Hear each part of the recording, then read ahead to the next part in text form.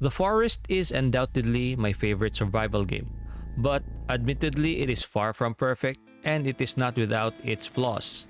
And with Sons of the Forest releasing in less than 2 weeks as of this video, I want to see the shortcomings of its predecessor rectified in this next installment. Hey, what is up Spookinators? Welcome back to the channel, and here are some of the things I would like to see in Sons of the Forest.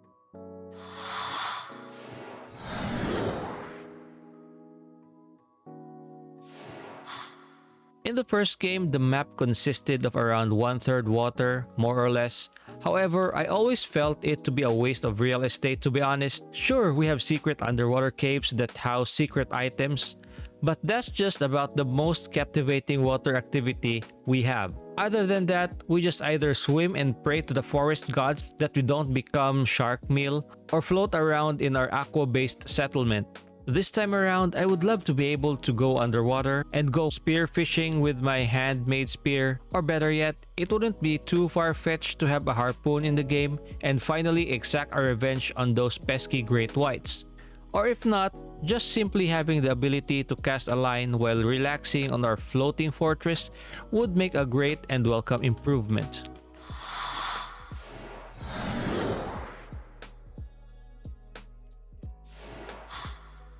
I always found getting some of my favorite weapons in the first game to be a bit too easy, to a point where it feels like a cookie cutter fetch mission.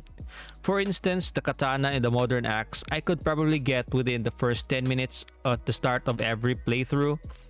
This applies to all weapons in the game, except maybe for the modern bow, which I always find a delight to retrieve, as it always forces me to make preparations, which makes me feel that I'm about to embark on this grand adventure whenever I want to retrieve it. This is what I want to feel in the second game, and I want each adventure to scale in difficulty the more powerful the weapon is. Quite simply, the more powerful the weapon, the harder it is to get.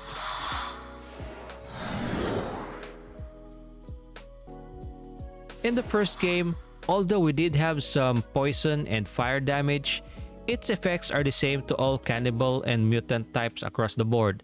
The only difference is that some enemies are tankier than others. In the sequel, it would be nice for different enemy types to have specific weaknesses and resistance to certain types of elemental damage.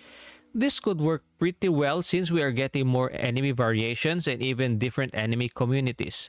In my humble opinion, this would drastically improve gameplay as it would force players to strategize. It would also make for a great incentive to collect poison berries, for instance, or get a certain type of weapon that is hard to retrieve in order to defeat a certain enemy that we are having trouble with. Keep this feature in mind, as I have another thing in this list that would work perfectly with this feature.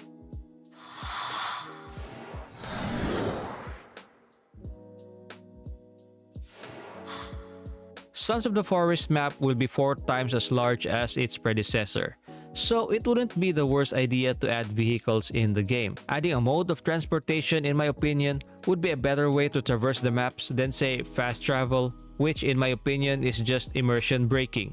And for many people, myself included, being engrossed in the world is one of the reasons why I play these types of game, and fast travel is kinda counterintuitive to that. But I don't want vehicle acquisition to be abrupt or too sudden, like finding a car in the wilderness or out of nowhere. It should be a gradual experience, like first you find a blueprint to, say, a bicycle to start with and scavenge materials to build it, and later along the line find another blueprint to build an engine and add a motor to your vehicle, much like in 7 Days to Die. And maybe later on we could discover blueprints to vehicles that transport supplies and building materials. And the game could balance this out by making the engine sounds attract enemies similar to what we have in State of Decay 2. I think this way of implementing vehicles fits well with the game's lore and could certainly add more objectives and unlock a whole new level of gameplay experience.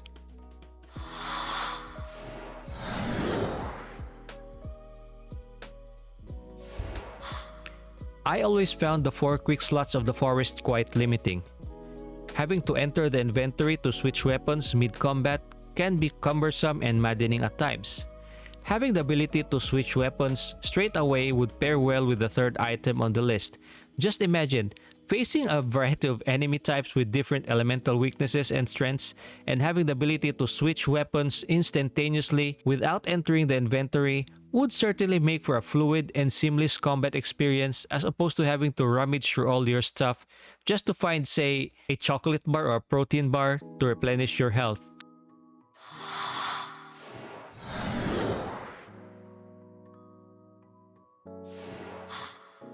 Now, this may seem oddly specific, but I want bears in the game.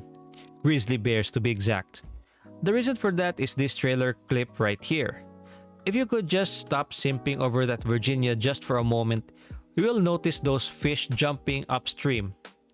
This is called a salmon run, and this is a real phenomenon in nature wherein salmon jump upstream to spawn on gravel beds of creeks.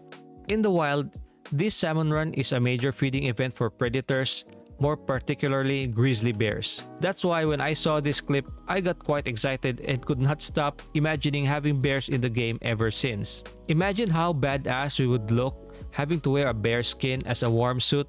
I know we can't really see it ourselves since the game is in first person, but you could certainly look cool to your party mates, not to mention have great bragging rights. Or as an option, maybe make an awesome bear carpet to decorate your abode.